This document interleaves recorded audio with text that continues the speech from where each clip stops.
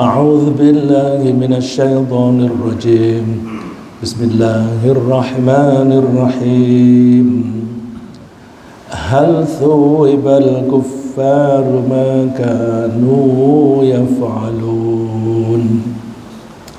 Setelah Allah menerangkan tentang perilaku manusia, ada yang menentang dan durhaka kepada Allah, dan ada juga yang taat berbakti kepada Allah. Allah menerangkan tentang nasib mereka, nasib di surga bagi yang beriman dan beramal soleh, dan di neraka bagi mereka yang ingkar kepada Allah. Kemudian diterangkan juga oleh Allah di surat ini bahwa ketika hidup di dunia, orang-orang yang tidak beriman, namanya tidak beriman, mereka tidak percaya kepada hari akhir. Kalaupun mereka secara lisan mengatakan percaya adanya hari akhir, tapi perilaku mereka tidak membuktikan itu. Mereka berperilaku semena-mena dan mereka hanya mengejar kenikmatan di dunia saja, karena mereka tidak mendapatkan bayangan atau apalagi keyakinan bahwa suatu saat mereka akan dibangkitkan di akhirat dan nasib mereka bisa ke surga dan bisa ke neraka.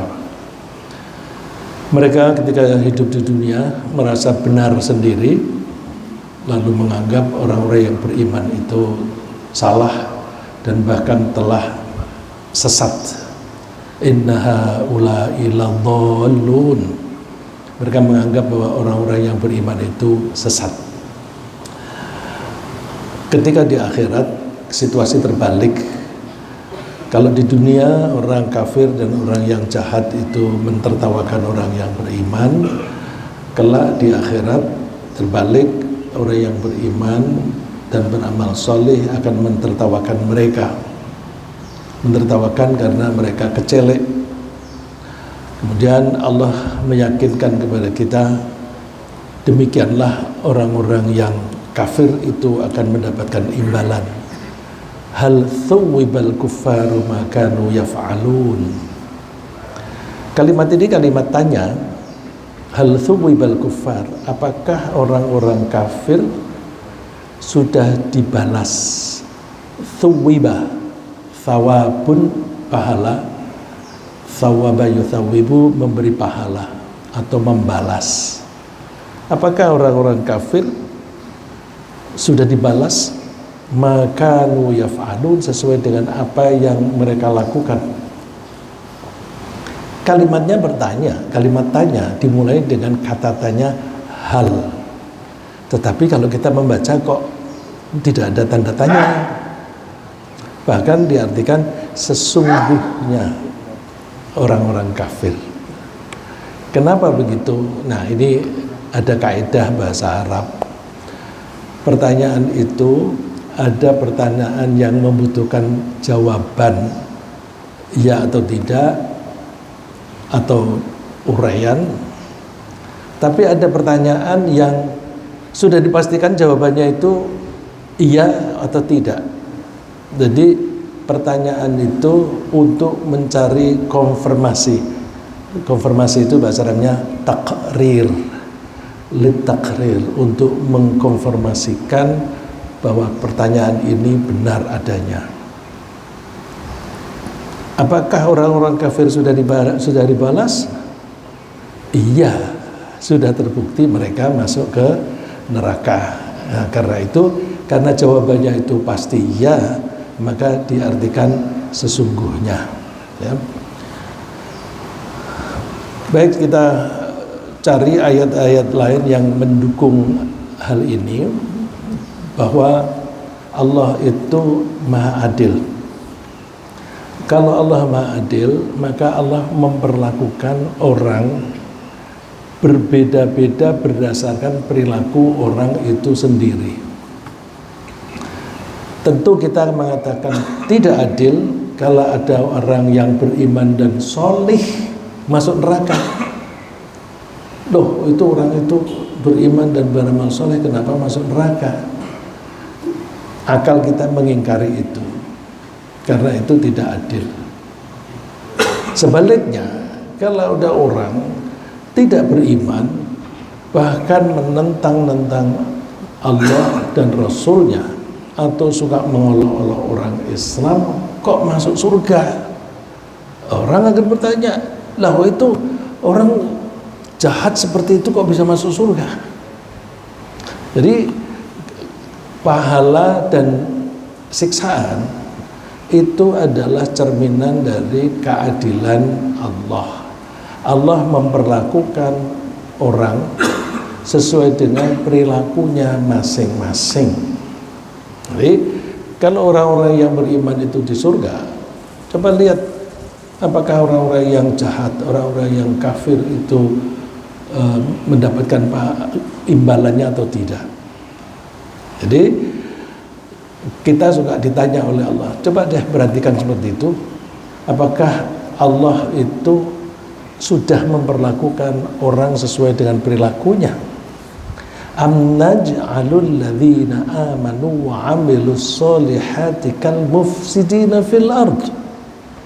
Apakah kami memperlakukan, naj'alu artinya berbuat terhadap orang yang beriman. Jadi apakah kami memperlakukan orang-orang yang beriman dan beramal soleh sama dengan orang-orang yang membuat kerusakan? Mufsidin artinya orang-orang yang membuat kerusakan. Kalau dikatakan membuat kerusakan itu tidak harus berupa kerusakan materi ya.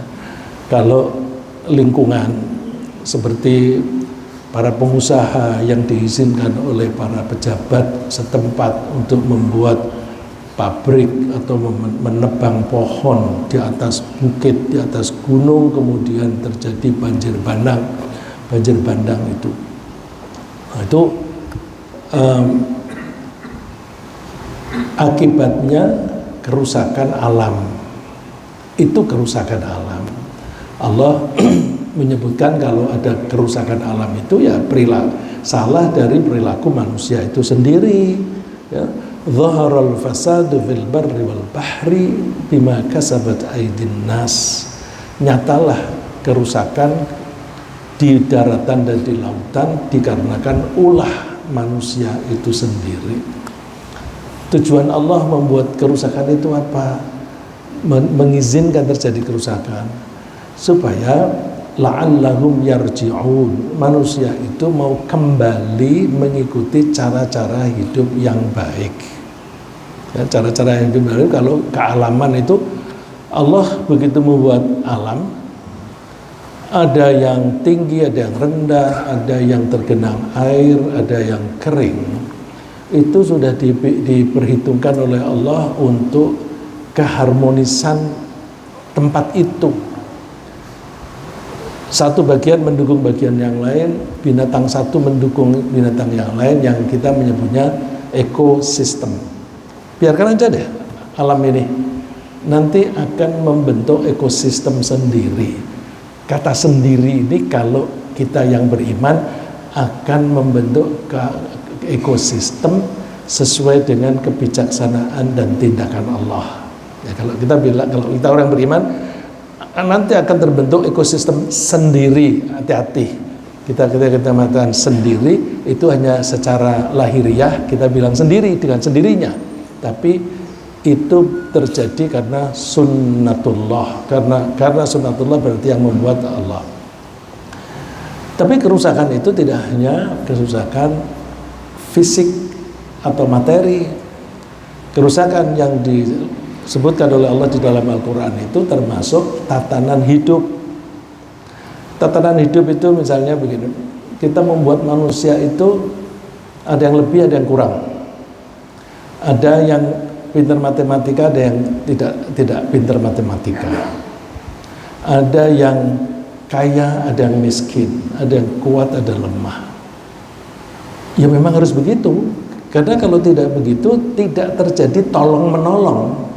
Jadi kalau Allah membuat kita masing-masing punya kelebihan dan punya kekurangan, yang punya kelebihan jangan sombong, karena itu bagian dari tatanan Allah supaya hidup itu bisa tunjang menunjang. ya, liyattakhidha ba'duhum ba'dan sukhriya, supaya sebagian bisa memanfaatkan yang lain. Tujuannya Allah semacam itu. Tapi ada orang-orang yang begitu merasa kuat baik secara fisik atau secara ekonomi maupun secara militer, mereka berbuat semena-mena. Dan biasanya orang yang berbuat semena-mena itu orang yang merasa lebih kuat daripada orang lain. Jadi kalau ada seseorang, si A kuat, si B lemah, si A berani menantang si B, tapi si B yang lemah tidak berani menantang si A. Venezuela menantang Amerika, nggak sanggup. Tapi Amerika merasa kuat secara ekonomi, kuat secara militer, mau merebut minyaknya Venezuela, langsung saja diserbu. Jadi ini kelakuan manusia, begitu merasa kuat, merasa pintar, lalu terus ngerjain yang lemah. Nah, itu merusak tatanan kehidupan. Jadi seperti Amerika, saya orang tentu yang menentukan orang-orangnya. Amerika berbuat semena-mena semacam itu berarti mereka melakukan atau membuat kerusakan di muka bumi, termasuk al-mufsidin, ya, orang-orang yang membuat kerusakan. Nah, apakah Allah itu akan memperlakukan orang yang beriman dan beramal soleh, perbuatannya baik, tidak mengganggu orang lain, sama diperlakukan oleh Allah sama dengan orang-orang yang suka membuat kerusakan, yang suka ngebom sana ngebom sini dan sebagainya, tidak akan sama. Ya, bagaimana cara mekanismenya itu bisa di dunia, bisa di akhirat. Di dunia Allah itu membuat alam raya ini seimbang. Maka kalau ada misalnya dua kelompok awan, kandungan listriknya itu berlebih, maka dia akan memindahkan kelebihannya itu kepada yang kurang supaya menjaga keseimbangan. Kalau ada negara yang adigang-adigung semacam itu, nanti akan ada yang mengimbangi. Ya, kalau toh bukan satu negara yang mengimbangi, bisa keroyokan, ya, bisa keroyokan. Oleh karena itu cara Allah mengambil tindakan di dunia. Di akhirat lebih-lebih lagi mereka akan masuk ke neraka. Demikian, jadi Allah akan memperlakukan berbeda antara orang yang berbuat soleh itu berbuat baik dibanding dengan mufsidin yang melakukan kerusakan. Amna ja'alul muttaqina kal fujjar, apakah kami akan memperlakukan orang yang bertakwa sama dengan orang yang berbuat dosa? Tentu tidak, ya. Ini pelajaran bagi kita bahwa kita mesti memilih yang mendapatkan bagian baik, yaitu di depan disebut amanu wa amilus sholihat, di berikutnya disebut al-muttaqin. Mudah-mudahan kita termasuk yang beriman dan beramal soleh dan bertakwa. Nah, balasannya kalau di akhirat jelas itu adalah neraka. Karena mereka itu ketika di dunia merasa menang sendiri, kemudian berbuat semena-mena. Mereka menentang Allah dan bahkan mereka menganggap hebat. Kadang-kadang mereka merasa lebih hebat daripada Allah. Kok ada orang yang merasa lebih hebat dari Allah? Ada. Kalau di Al-Quran disebutkan orang Yahudi. Orang Yahudi itu mendengar Rasulullah itu menganjurkan orang-orang yang beriman supaya bersedekah. Bersedekah, orang yang mempunyai kelebihan memberi menolong kepada yang miskin, yang lemah. Terus mereka menganggap, tuh lihat tuh, Tuhan tidak sanggup memberi makan kepada orang-orang miskin, sehingga Tuhan menyuruh orang kaya yang memberi nafkah kepada orang miskin. Jadi mereka menganggap diri mereka lebih kaya daripada Allah. Laqad sami'allahu qawla alladziina qalu innallaha faqiru wa nahnu aghniya. Allah dengar orang-orang yang mengatakan bahwa Allah itu fakir. Innallaha faqir. Allah fakir itu artinya butuh bantuan. Wa nahnu aghniya, dan kamilah, kita inilah yang kaya. Oh, itu jahat sekali. Siapa itu? Orang-orang Yahudi. Orang-orang Yahudi. Itu orang semacam itu kan menentang Allah. Jadi mereka merasa lebih hebat. Nanti di akhirat malaikat itu mewakili Allah mengatakan dzuk, rasakan. Dzuk, dzaqa yadzuqu, artinya mencicipi. Kalau masakan gitu, ibu-ibu itu suka mencicipi, kurang asin enggak. Nah, ini diterapkan pada siksaan. Rasakan itu. Innaka antal azizul hakim, innaka antal azizul karim. Kamu kan orang yang mulia dan perkasa. Dulu kamu merasa perkasa, semena-mena, ngebom sana ngebom sini, mengolok-olok sana mengolok-olok sini. Al-Karim, dan juga kalian merasa mulia. Inna hadza ma kuntum bihi tamtarun.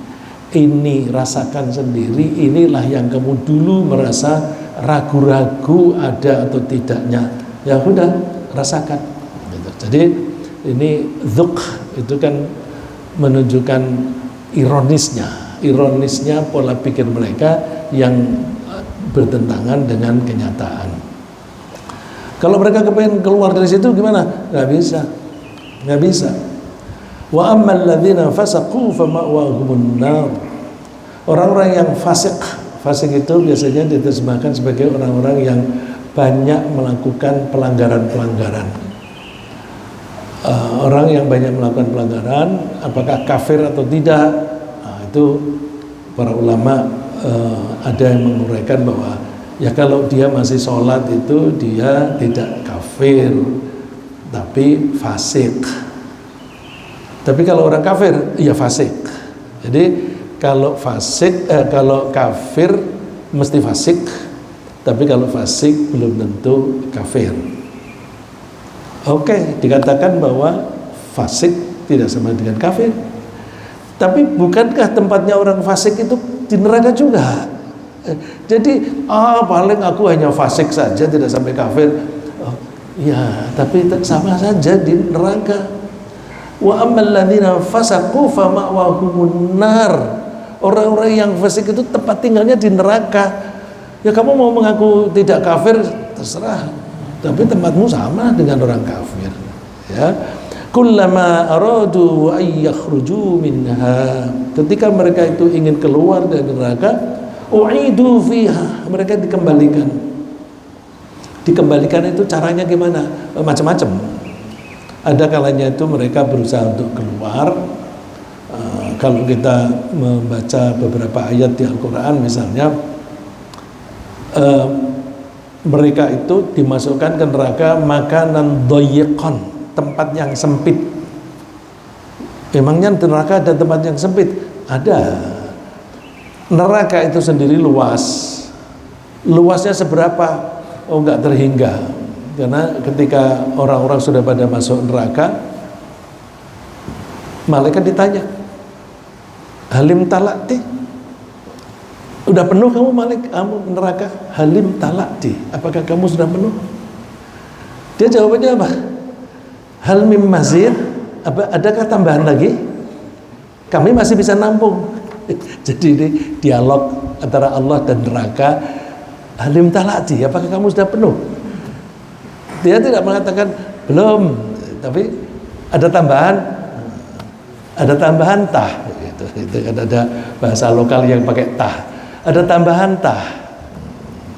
Jadi artinya luas sekali. Tapi kok di tempat yang sempit begini, di sana itu kan dataran rendah yang banyak api, terus tempatnya itu ada batu-batuan yang banyak, batu-batu besar. Nah, kalau orang-orang dimasukkan ke tempat yang sekitarnya itu ada batu-batu tinggi, mereka kalau mau keluar kan harus memanjat batu tadi. Ketika mereka mau memanjat batu, batunya panas. Nah, mereka baru naik sedikit, aduh nggak kuat panasnya, jatuh. Mau naik nggak kuat, jatuh. Jadi jatuh dengan sendirinya. Tapi ada kalanya misalnya kalau mereka bisa nerobos ke jalan yang gampang mereka lalui, ada yang jaga, tangkap, balikin lagi. Ya, itu u'idu fiha, mereka kembalikan. Wa qila lahum dzuqu 'adzaban nar. Mereka dikatakan rasakan siksaan neraka. Ya, kalau di yang ayat sebelumnya tadi ada kata dzuq, rasakan, itu kalau tunggal. Kalau jamak menjadi dzuqu, ya, dzuqu 'adzaban nar alladzi kuntum bihi tukadzibun, yang dulu kalian dustakan. Ya, kalau di ayat yang kita sebut tadi tamtarun, yang kalian meragukan, yang di sini tukadzibun, yang kalian tidak percaya. Nah, karena situasi sudah terlanjur mereka ada di neraka, tinggal penyesalan. Tapi penyesalan nggak ada gunanya, karena apa? Sudah di tempat sana, tidak bisa kembali. Orang masuk neraka atau surga kan tergantung amal mereka ketika di dunia. Mereka di sana kepingin kembali, bagaimana mau kembali? Qad khasira alladziina kadzdabuu bi liqa'illah. Sungguh merugi orang-orang yang tidak mempercayai bahwa suatu saat akan bertemu dengan Allah. Hatta idza ja'athumus sa'atu baghtah, sehingga suatu saat ketika hari kehancuran itu datang dengan tiba-tiba, mereka mengatakan, ya hasratana ala ma farratna fiha, betapa merugi kita karena kami dulu tidak melakukan apa yang harus kami lakukan. Farroto itu agak aneh kata ini, fa, ro, dan to. Kalau membacanya farroto, artinya tidak melaksanakan apa yang seharusnya. Tapi kalau afroto, melakukan berlebih daripada yang seharusnya. Jadi kalau farroto, tidak melakukan yang seharusnya dilakukan, tapi kalau afroto, melakukan lebih daripada yang seharusnya. Melakukan lebih dari seharusnya itu gimana? Misalnya mau mengabdi kepada Allah, terus kemudian menganggap Nabi Isa sebagai nabi, sebagai Tuhan. Itu berlebihan. Itu berlebihan. Nah, itu ifrat. Kalau suruh sholat tidak sholat, itu farroto. Ada juga bahasa Arab misalnya kata khoto'a. Khoto' ini tuh kesalahan, tapi kalau kata kerjanya khoto'a itu artinya melakukan kesalahan dengan sengaja. Tapi kalau akhto'a, melakukan kesalahan dengan tidak sengaja. Nah, ya hasratana ala ma farratna fiha, betapa kami dulu tidak melakukan apa yang harusnya kami lakukan ketika kami hidup di dunia. Wahum yahmiluna auzarahum ala dhuhurihim, mereka harus menanggung dosa-dosa mereka di atas punggung mereka. Jadi menanggung atau memikul dosa di atas punggung, ini kata-kata idiom, ya.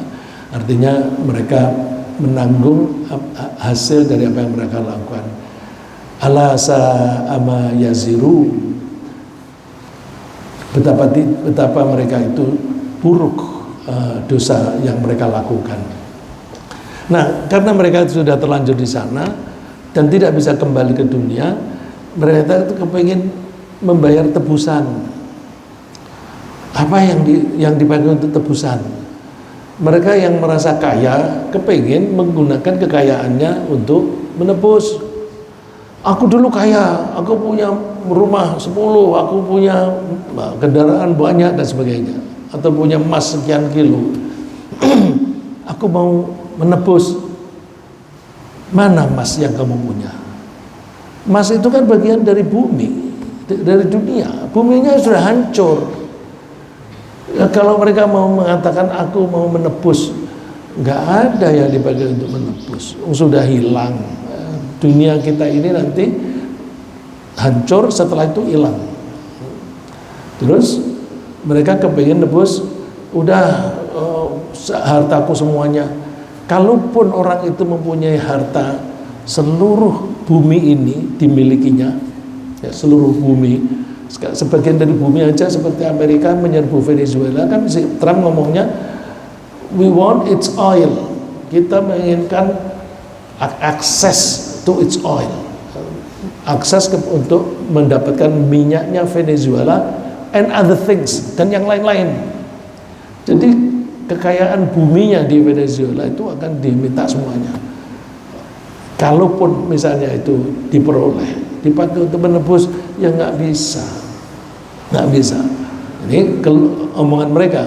Walau anna likulli nafsin zalamat ma fil ardi laftadat bih. Seandainya setiap orang mempunyai kekayaan seluruh bumi ini nilainya, laftadat bih, tentu dia akan berusaha untuk menebus siksaan itu dengan kekayaan itu. Ya, tapi nggak bisa. Wa asarrun nadamata lamma ra'ul adzab. Dalam hati mereka itu menyimpan penyesalan setelah mereka merasakan siksaan itu. Wa qudiya bainahum bil qisti wa hum la yudlamun. Dan dihakimilah mereka secara adil, tidak dikurangi sedikit pun. Jadi siksaan di neraka itu hasil dari ulah orang sendiri. Saya pernah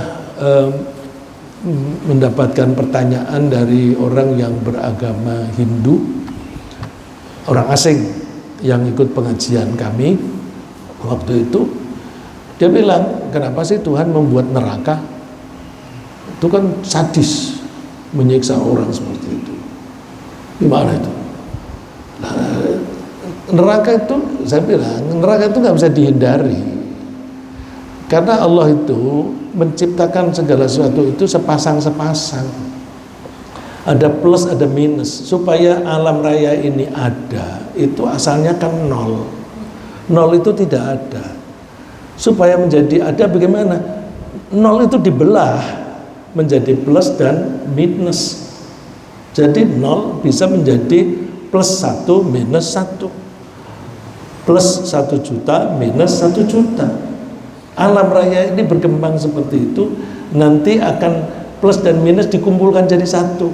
Kalau dikumpulkan jadi satu, plus 5 digabung dengan minus 5 kan jadi 0. Jadi alam raya ini nanti hancur, habis itu hilang, sirna, seperti sedia kala. Nah, tapi mereka tidak nangkep logika yang semacam itu. Nah, si orang ini menganggap bahwa kok Tuhan sadis? Ya nggak bisa, bukan sadis. Itu konsekuensi dari penciptaan alam yang dibelah dari nol menjadi plus dan minus. Kalau ada panas, ada dingin, ada surga, mesti harus ada neraka. Kalau ingin nggak ada neraka, ya nggak ada surga. Itu jadi logikanya semacam itu. Terus bagaimana kalau mereka sudah putus asa, tidak punya harta lagi? Mereka merasa aku punya anak buah. Jadi kalau orang tua yang punya anak banyak itu, aku punya beberapa anak. Terus kalau dia pejabat, aku punya anak buah. Mereka tuh ingin anak-anaknya, terus anak buahnya, bahkan kalau bisa tuh semua orang menjadi tumbal. Udah, aku tebus deh dengan ini anak-anakku. Jadi jahat kan itu. Di dunia ini ada nggak orang jahat semacam itu? Ada banyak ya. Lagi di pengajian yang orang asing itu, ekspatriat itu ada orang lokalnya, orang Indonesia. Itu ketika beragama lain, ya, itu ada keluarganya yang menjadikan dia tumbal. Jadi ada yang mengambil kekayaan, terus kemudian diberi kekayaan, tapi anaknya harus jadi tumbal. Anak yang mana gitu. Nah, itu kalau anak itu tahu bahwa dia dijadikan tumbal kan marah itu. Nah, ini mereka tega-teganya, anak-anakku jadi tumbal. Yawaddul mujrimu law yaftadi min adzabi yawma idzin bibani. Orang-orang yang banyak berbuat dosa itu ingin anak-anak mereka menjadi tebusan terhadap siksaan itu. Yaftadi itu kalau kita dalam ilmu fikih kan kalau orang sakit kemudian tidak sanggup puasa 1 hari diganti dengan apa? Fidyah. Fidyah itu tebusan. Yaftadi itu asal akar katanya dari fidyah.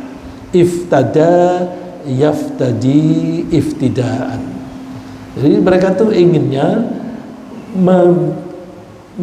membuat tebusan terhadap siksaan mereka itu bibani anak-anak mereka, wasahibati dan istri mereka, wa akhi dan saudara-saudara kandungnya, wa fasilatihi allati tuwi dan kerabat-kerabatnya yang dulu melindungi mereka ketika hidup di dunia. Kalau begitu kan bapak ibunya juga dikorbankan. Wa man fil ardi jami'ah, dan kalau bisa seluruh manusia di bumi ini dijadikan tebusan supaya dia tsumma yunji, kemudian dia diselamatkan. Ya, jadi yang perlu kita ambil pelajaran bahwa hati-hati ya, nasib kita di akhirat itu bergantung ya 100% bergantung pada pola pikir kita dan perilaku kita. Kalau pola pikir kita itu kita percaya kepada Allah, berarti beriman. Iman itu kita buktikan dengan perilaku. Perilaku itu berupa omongan dan berupa tindak tanduk yang mencerminkan keimanan tadi, maka insya Allah kita selamat di akhirat. Tapi kalau kita tidak memenuhi itu, ya kita sama dengan mencelakakan diri ya. Jadi kalau kita beriman dan beramal soleh itu berarti kita menyelamatkan diri. Kalau kita tidak melakukan itu sama dengan mencelakakan diri. Mencelakakan diri itu bahasa Arabnya zalim. Zalim pada diri sendiri. Kita hindari jangan sampai kita zalim pada diri sendiri. Saya kira demikian, mudah-mudahan apa yang kita bahas selama ini, membahas surat Al-Mutaffifin, membuat kita berhati-hati dalam berperilaku, termasuk di dalam berbisnis. Jangan ada kecurangan. Berbisnis itu tidak harus berarti transaksi ekonomi saja, termasuk transaksi perizinan ya. Kalau kemudian menjadi pejabat, hati-hati ya, jangan mempersulit perizinan, karena banyak orang yang cerita bahwa orang-orang yang ada di birokrasi itu kepinginnya mempersulit perizinan ya. Kalau bisa dipersulit, ngapain dipermudah? Kenapa dipersulit? Supaya nanti orang kepingin dipercepat. Nah, kalau kepingin dipercepat nanti ngasih duit ya, itu udah bukan rahasia lagi ya. Jadi hati-hati dalam kita berperilaku.